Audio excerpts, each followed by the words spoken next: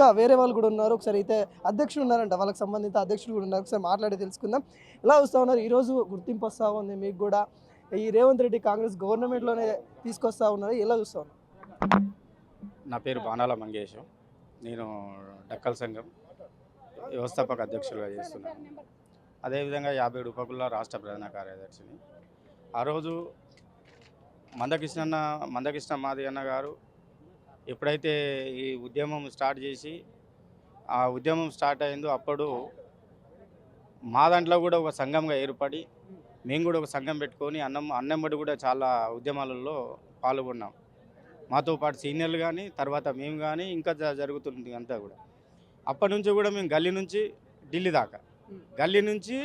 దాకా మేము ఉద్యమాలు చేసినాం. తర్వాత మందకృష్ణ మాది అన్నతోని తర్వాత మొదలు పెడితే మెడిపాపన్నతో కూడా మేము ఒక 8 నుంచి 10 సార్లు మేము ఢిల్లీకి పోయినాం.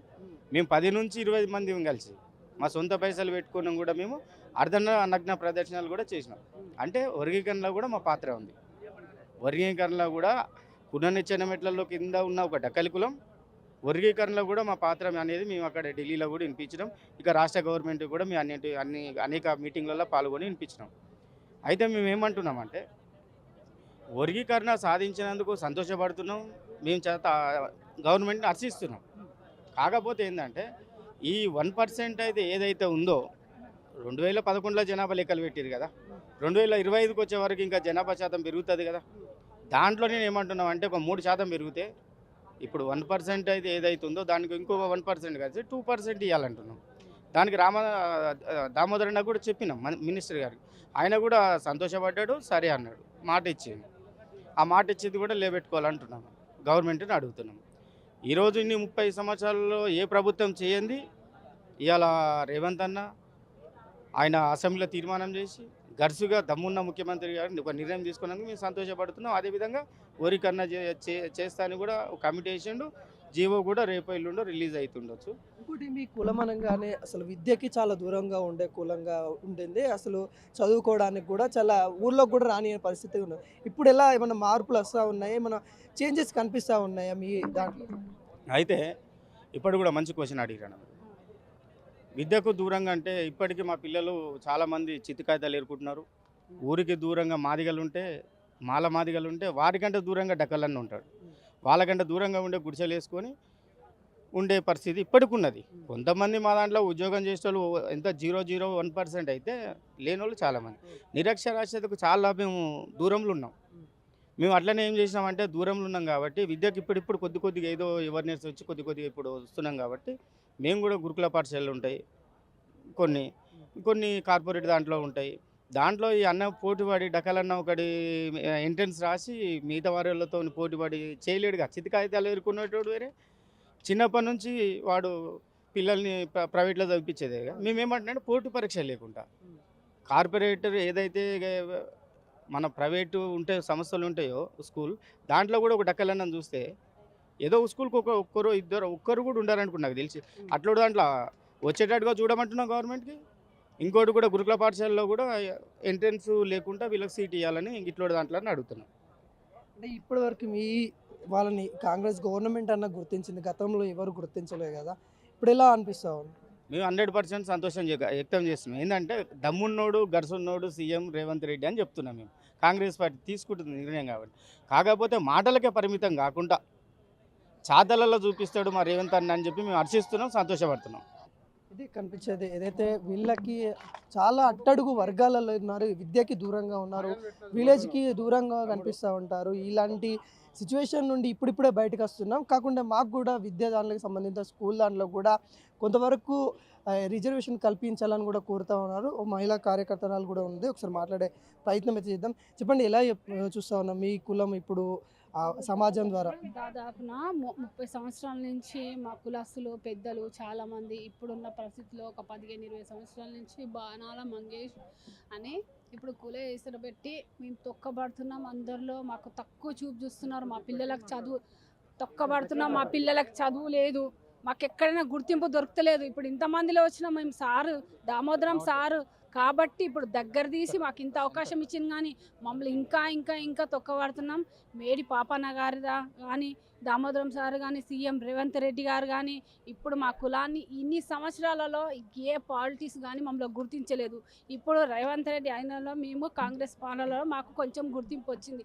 ఇంకా ఇంకా కొంచెం మాకు అవకాశాలను ఇచ్చి మా పిల్లలకి, మా కుటుంబాలకి ఎక్కడెక్కడ ఊర్లల్లో చాలా దీనస్థితిగా ఉన్నారు. ఇప్పుడు వాళ్ళకే మేము ఏం చేయలేకపోతే ఇప్పుడు మేము ఉండి మేము ఇంత చేసి ఏమైంది? మమ్మల్ని ఇప్పుడు ఏమంటున్నారు, సమాజం అతి తక్కువ వాళ్ళని, అట్టడుగునున్న వాళ్ళని ముందుకు తీసుకురావని అన్నారు. ఇప్పుడు మమ్మల్ని ఏ గ్రూపులు వేసారు. మాకు కొంచెం అవకాశం ఇవ్వాలి కదా. ఎక్కడ చూసినా మేము నూకుడు తొక్కుడు, మా కళాకారులు ఉన్నారు, కిన్నెర వేసుకునే వాళ్ళు, ఒక నూకుడు నూకితే అది ఇరిగిపోతుంది. దానికి చేయాలంటే మామూలు కాదు, 4 నెలల శ్రమ దానికి పోస్తారు వాళ్ళు. అట్లాంటప్పుడు మమ్మల్ని గుర్తించి మా కులాన్ని కూడా ఇప్పుడు కూడా మాకు ఏం సంతోషం అయిందంటే, దామోదరం సార్, నరసింహారెడ్డి సార్ ఏం చేసిందంటే, డక్కలి వాళ్ళు ఇంకా నా బిడ్డలని మమ్మల్ని దగ్గర తీసుకొని ఇంకా మాకు అవకాశాలు కనిపిస్తున్నారు. కానీ మాత్రం మాకు సంతోషం దక్కింది. ఇప్పుడు కూడా మేము ఏం కోరుతున్నామంటే, మమ్మల్ని తొక్కబడిన వాళ్ళని ముంగటేసారు కాబట్టి ఆ మాట నిలబెట్టుకొని మాకు సాయం చేసి, మా పిల్లలకి, మా కుటుంబాలకి, మాకు ఎవరికి సరిగ్గా ఇండ్లు లేవు, ఎవరికి జాబులు లేవు, ఎవరికి చదువులు లేవు, దయచేసి మా గోడు మీరు వింటారని గవర్నమెంట్కి మేము ఆశపడి అడుగుతున్నామన్నా. మా హక్కులు మాకు ఇవ్వండి, మమ్మల్ని కూడా కొంచెం మీదోలో నిలబెట్టి ఈసారి మేలు చేయమని అన్నగారిని నేను అడుగుతున్నాను. ఇంకొక పెదబాబు కూడా ఉన్నాడు. ఒకసారి తన కళారూపాన్ని ప్రదర్శించమని ఒకసారి మరోసారి తెలుసుకుందాం. బాబాయ్, మీ కళారూపాన్ని ఒకసారి మా కోసం ఒకసారి ప్రదర్శిస్తారు అనుకుంటున్నాను.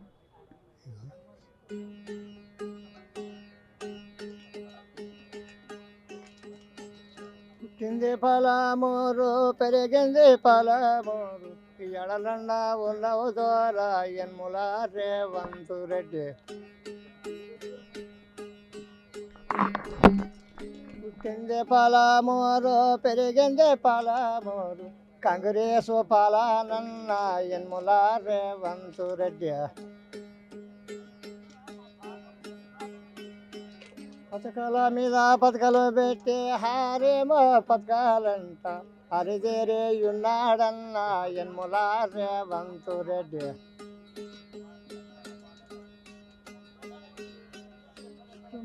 మైభూ నగరు రంగారెడ్డి జిల్లాలోన హైదరాబాద్లో ఉన్నాడు ద్వారా ఎన్ముల రేవంత్ రెడ్డి.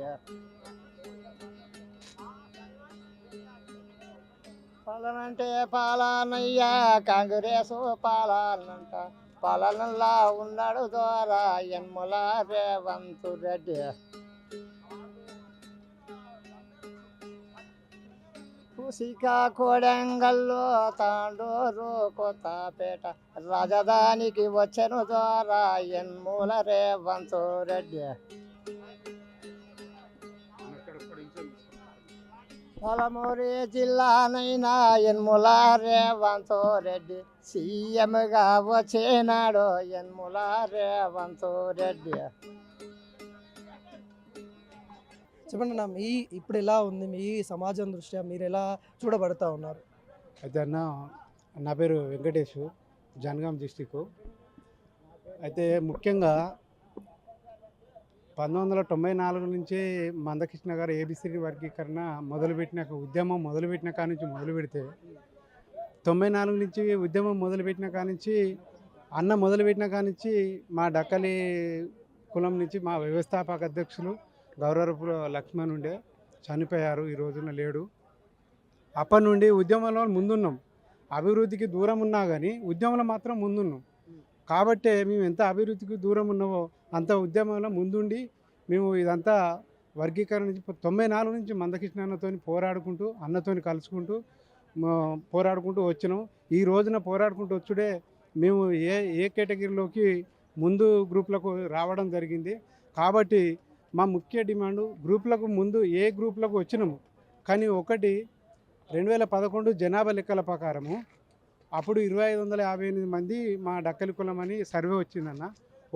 ప్రభుత్వానికి మన రేవంత్ రెడ్డి గారికి మాకు ఏ గ్రూప్లోకి వచ్చి వర్గీకరణ చేసినందుకు మా ముఖ్యమంత్రి రేవంత్ రెడ్డి గారికి మా కులం తరపున, మా ఉపకులాల తరపున కృతజ్ఞతలు తెలుపుతూ అన్న, మాకు ఇంకొక కోరిక ఏంటంటే, ఏ గ్రూప్లోకి వచ్చినాము కానీ 2011 జనాభా లెక్కల ప్రకారము అన్ని కులాలు, అన్ని ఉపకులాలు అన్ని ఉపకులాలు ఒక స్థిర నివాసం ఉండి లెక్కలకు వచ్చారు. స్థిర నివాసం వాళ్ళు ఉన్నారు, ఊరికి స్థిర నివాసం ఉంచి వాళ్ళ వృత్తి వాళ్ళు చేసుకుంటూ లెక్కలకు వచ్చారు కాబట్టి వాళ్ళకు ఒక లెక్క వచ్చింది. కాబట్టి మా జనాభా ఎక్కువే ఉంది, 2500 జనాభా కాదు. ఎందుకంటే మేము సంచారం చేసుకుంటూ బ్రతికేవాళ్ళం. సంచారం అంటే ఊరుకు దూరంగా చెట్ల కింద గుడిచెలు వేసుకుంటూ బ్రతకాలి కదా, అడుక్కు తినుకుంటూ. కాబట్టి అట్లా లెక్కలకు రాలేకపోయాను. ఎవరో ఒకరు లెక్కలకు వచ్చిన వాళ్ళే మాత్రం 2500 జనాభా కలిగింది. మాకు ఆ రోజుల్లో లెక్క ప్రకారమే కనీసం 5000 పైన ఉండాలి జనాభా. ఆ రోజుల లెక్క ప్రకారం 5000 జనాభా కలిగి ఉండాలి. కాబట్టి అన్న లెక్కలు అప్పుడు, ఎందుకంటే మేము అందుబాటులో లేము, సంచారంగా ఉన్నాం కాబట్టి లెక్కలలోకి రాలే. అప్పుడు మమ్మల్ని కూడా ప్రభుత్వం కొంచెం అర్థం చేసుకో ఇప్పటికైనా అర్థం చేసుకొని మమ్మల్ని ఏ గ్రూప్లో వేసారు. కాబట్టి మా ఒక్క విన్నపం, ఏసీ కార్పొరేషన్ చైర్మన్గా అట్టడుగునున్న కులం మా 57 ఉపకులాలల్లో 59 ఉపకులాలలో మాలా మాదిగ రెండు మేజర్ అవి కులాలు పక్కన పెడితే 57 ఉపకులాలలో అట్టడుగునున్న కులం ఎవరు అనంటే ప్రతి ఒక్క కులం 57 కులాలు మా డక్కలి అనే చెప్తుంది. కాబట్టి మా డక్కలి కులానికి చైర్మన్ పదవి ఇస్తే మేము మా పిల్లల భావితరాలకైనా మేము మర్చిపోకుండా సీఎం రేవంత్ రెడ్డి గారిని మర్చిపోము. ఇప్పటికే మేము రుణపడి ఉన్నాం, మా కులం నుంచి రుణపడి ఉన్నాం సీఎం గారికి. కానీ ఇప్పటికీ కూడా ఆ ఏ గ్రూపులో ఉన్న అట్టడుగున్న కులాలలో చైర్మన్ పదవి అనేది మా ఉపకులాలలో డక్కలికి ఇస్తే అది మాకైతే సీఎం రేవంత్ రెడ్డి గారికి మేము రుణపడి ఉంటామని మా కోరిక అన్నది.